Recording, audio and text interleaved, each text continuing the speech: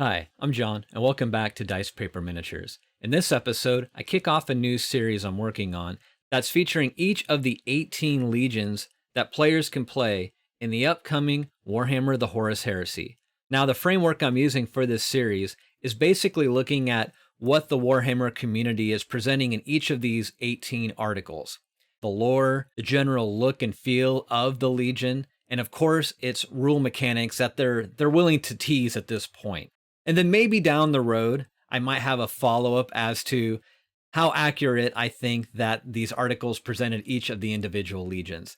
But that would be a series for another time. All right, so again, that's the premises or framework for this series. I'm really excited to get started. And in this episode, if you grew up in the 90s, were an emo or goth kid, and loved the movie The Crow, then this is the legion for you. That's right, the Raven Guard. That super sneaky and very moody looking legion. And with that said, let's begin.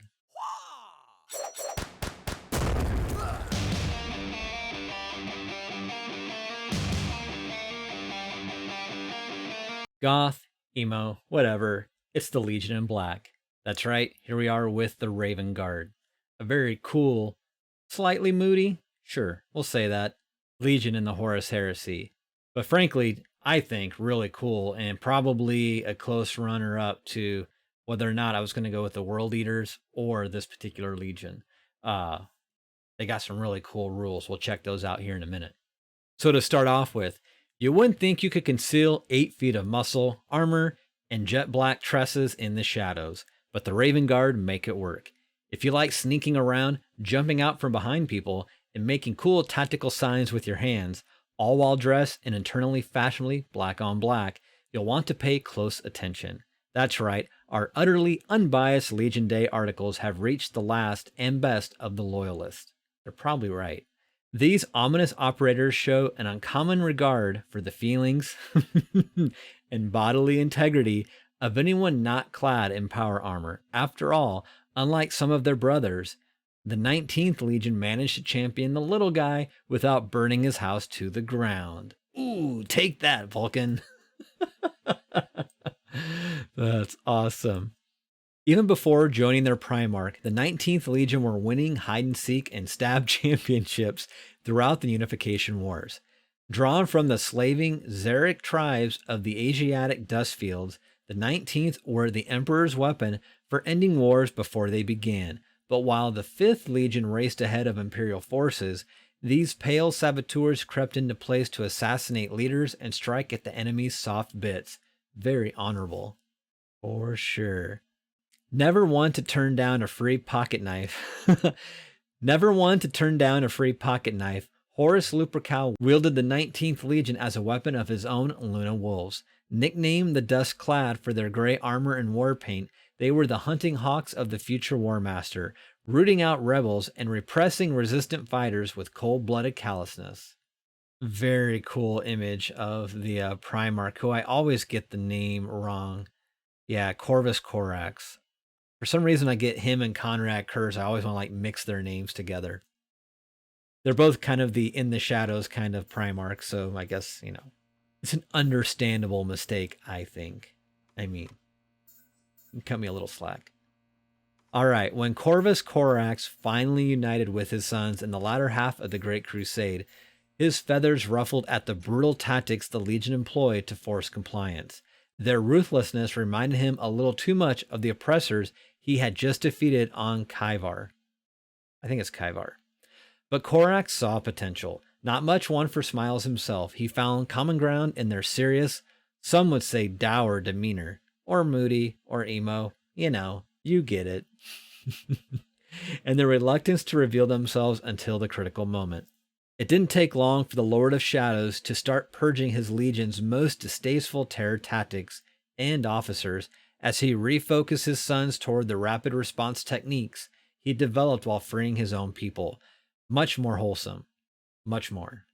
After an awkward adjustment period, the Raven Guard embraced their Primarch's way, using surgical strikes to limit collateral damage and civilian casualties, placing them among the rare few legions who respected certain rules of war. Always a fan of stylish secret agent gadgetry, Corvus used Kaivar's artificers to place his legion on the cutting edge of new technology. Even the Mechanicum got jealous.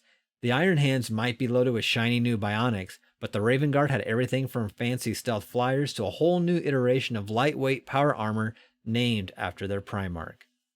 I mean, yeah, they're sexy. There's no other way of putting it. Yeah, very cool. And oh yeah, that's right. Ash Barker from Guerrilla Games did the actual army here. That dude is another one of those, just a machine. Let's see if we can get a closer look. Yeah, that dude is so fast with painting. Crazy. All right, so the rules. The Raven Guard inherited a lot from their Primarch, up to and including his predilection for birds, monochrome, and making enemy commanders wish they left the fancy head crest and top knots at home.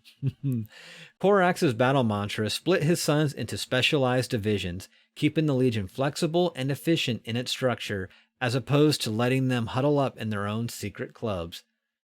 These legions are so passive-aggressive. Unless you're world leaders, then you're just aggressive. I mean, there's no passive. Anyways, there are 3 divisions, each with their own perk. For example, your humble line infantry are classed as Talons and are tasked with using their relative agility to creep up the battlefield ahead of the main assault, avoiding enemy fire through stealth and caution. Well, that sounds pretty cool. Talons. If a unit composed entirely of models with the Talons special rules is targeted by a shooting attack, all models in this unit gain the Shrouded 6+ special rule if the attacking unit is more than 8 inches from any model in the target unit. In addition, all models with this special rule also gain the Infiltrate special rule. That seems pretty awesome. I thought the Salamanders, like whatever their 6+ invulnerability thing is, this pretty much makes like everyone in this particular unit basically a sniper. I had heard a lot of good things about this Legion previously, and wow, just that first rule seems really cool. Why would you not consider them on the first rule alone? All right.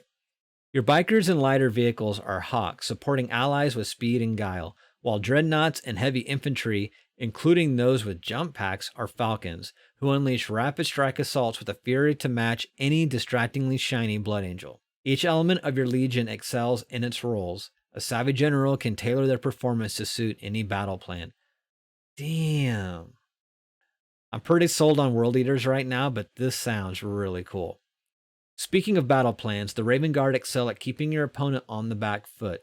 When the enemy lines your sneaky boys up their sights, the Sons of Korax have the training and equipment to fade to black, at will, leaving their foes shooting at nothing. The Night Lords only wish they were this good at leaping into the shadows. All right, well, let's see what that is. Fade to black, Raven Guard advanced reaction. This advanced reaction may be made once per battle. Caveat, that is a bummer, but a lot of these cool advanced reactions are once per battle. During the opposing player's shooting phase, when any enemy player declares a shooting attack targeting a friendly unit under the reactive player's control composed entirely of models with the Legiones Astartes Raven Guard special rule.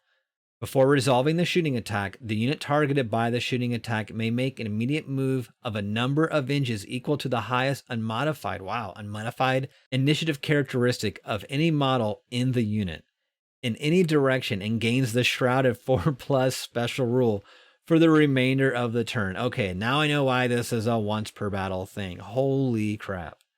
That is rad. If the shooting attack is no longer valid due to the enemy unit no longer having line of sight to the target unit, for example, then the active player may not select a different target and no attacks are made or dice rolled for that unit. Wow, just an auto deny. That's awesome. You got to be strategic in how you play with this particular rule set, of course. You got to, if you're battlefield, if you're using this particular, unit, and there's like no obstacles to hide behind or anything, well, that's on you for messing that up. But that is cool. So then we had the Primarch, Corvus Corax, Homeworld Deliverance. I did not know their homeworld was named that. That is a sweet name. And that model from Forge World, also one of the best ones by far. I would say it's probably better than Angron. Angron's admittedly not the best of sculpts, but it's still pretty cool. But this one is, again, this one's sexy. Yeah, that's cool. When the Primarchs were cast across the galaxy, Corvus Corax arrived on Lycus, a distant prison moon orbiting the industrial world of Kyvar. Raised by the moon's enslaved inmates, the young Primarch was less than thrilled by the brutal oppression of the Kyvar's tech guilds. More cautious and patient than his brother Angron, Corax stockpiled weapons, sabotaged key systems, and trained his fellow slaves until he was finally ready to launch a riot that overwhelmed the moon's defenses. I wonder if this was supposed to be every Primarch, whether it's traitor or loyalist, seems to have a mirror. I wonder if this was Angron's mirror, but he got all messed up because of the butcher's nails. But anyways, as tensions rose between Kyvar and its newly liberated moon, the Emperor arrived. His flair for dramatic timing is a lot better than his parenting. After an extremely secretive father-son heart-to-heart, he left, presumably wishing Corax good luck, with the angry planet of tech guilds glaring up at him. Fortunately, Corax had a knack for improvisation and a lot of explosives. Boom! Bombing a planet into submission with atomic mining charges probably wasn't how Corax hoped to finish his rebellion. He's not Perturabo after all. Still, when the dust settled, he'd kill millions to liberate billions. Call it a life lesson from dear old dad. Yikes. The rebels renamed their home to Deliverance, praising Corax as their deliverer. And he took on the 19th Legion, transforming it in his image. Believe it or not, that's still one of the most noble of the Primarch's origin stories. Yeah, it kind of is. As a generally morose character, you'd be forgiven for thinking Corax was ripe for recruitment into the traitor ranks. But, unlike his brother and gothiness Mortarion, he had no love for Horus. It might have had something to do with the War Master spent years using his legion as his private hit squad. Purging of the Legion's Terran officers also removed most of those involved in the insidious warrior lodges. A happy accident indeed. When Corax heard of the War Master's treachery, he was eager to deliver a boot to the face, leading most of his legion straight into the drop site massacre. On the killing fields of Isfahan, the Lord of Shadows found himself locked in a duel with Lorgar, only for Conrad Kurz to intervene just as he was about to deliver a cathartic killing blow. Fate once again conspired to ensure Corax can't have anything nice. The tattered survivors of the 19th Legion managed to make a daring escape, and their Primarch asked the Emperor for help rebuilding their numbers. In a moment of frankly uncharacteristic generosity that would have left Fulgrim seething with envy, the Master of Mankind gifted Corax with a fragment of the gene tech used to craft the Primarchs themselves. Wow, nice. Soon Corax was at work creating a newer, stronger breed of Space Marine, who could be recruited in a fraction of the time. Unfortunately, it didn't end well. The Alpha Legion can take some of the blame, but honestly, how often has mucking around in a shadowy lab turned out for the best? Something about 2020. With his hopes and dreams ruined once more, Corax reorganized his much-reduced legion for smaller, more focused campaigns. The Raven Guard spent the remainder of the Horus Heresy doing what they do best, striking from the shadows, liberating belingered systems, and looking fashionably miserable at all times. So a little bit more on the lore. The saga of the Raven Guard is masterfully laid out in a series of novels, including Deliverance Lost, which sees the Sons of Corax make a daring breakout from the disaster of Isfahan 5 and return to Terra to briefly regroup alongside the Imperial Fists. If you want a glimpse into the mind of the Primarch, Corax, Lord of Shadows, takes us into the depths of the Great Crusade. And if you're after more tales about their harassment campaigns after Isfahan, Corax compiles a number of short stories, including the Raven Guard's desperate rescue of Layman Russ after his defeat by Horus. And then they go on into a painting guide. So, a very cool Legion, I think. If I hadn't committed to the World Eaters and just bought a bunch of stuff, mistakes were probably made. I would probably consider going with the Raven Guard. That shrouded mechanic too, just in terms of mechanics, is pretty bonkers. And if you haven't yet, the models on Forge World, like for the Leviathan and some of their their assault squads with the jump packs. They look so good. Speaking of looking good, yeah, the Primarch sculpt is awesome. And the mechanics are really awesome. The mechanics are really well done too. That the talons and then their advanced reaction fade to black. It's a tough one. I feel like the further we've gone on with some of these legions, the more tricky it is to decide which one to go with. But what are your thoughts? Are you excited about the Raven Guard? Do they appeal to you? Why or why not? I would definitely like to see your thoughts in the comments below. But yeah, as I mentioned, I've done a video for all the legions so far. Well, there's one more after this. But by the time you see this one, hopefully they're all done. Anyways, so if you liked this one, definitely consider checking those out as well. But yeah, that's it for this one. Again, if you've enjoyed this content, please consider subscribing, as well as hitting that notification bell and sharing this content with your friends. It really does help with the growth of the channel, and I really do appreciate it. And as always, I hope you're doing well. Be safe, take care, and I'll see you all again soon. Bye-bye.